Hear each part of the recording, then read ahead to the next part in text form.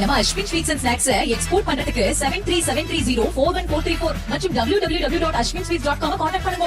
தேனி மாவட்டத்தில் நேற்று விடிய பெய்த கனமழை காரணமாக சுருளி அருவியில் வெள்ளப்பெருக்கு ஏற்பட்டு ஆக்ரோஷமாக நீர் கொட்டுவதால் குளிப்பதற்கு வனத்துறை தடை விதித்துள்ளது.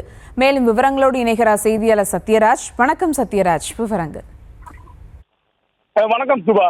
தேனி மாவட்டம் உத்தமபாளையம் சுற்றுவட்டார பகுதியில் நேற்று இரவு முதல் கனமழை பெய்தது. இதன் காரணமாக கம்பம் அருகே உள்ள புகழ்பெற்ற சுற்றுலாத்தலமான சுருளி அருவியில் வெள்ளப்பெருக்கு ஏற்பட்டு தண்ணீரானது ஆக்கிரசமாக கொட்டி வருகிறது. இந்த தண்ணீருடன் பாறைகள், கற்கள், சல்லி போன்றவற்றை இழுத்து வருவதால் பொதுமக்களின் நலன் கருதி சுற்றுலா பயணிகள் பொதுமக்கள் யாரும் சுருளி அருவிக்கு வந்து குளிக்கவோ சாமித்திரம் செய்யக்கூடாது என்று வனத்துறையினர் தடை விதித்துள்ளனர்.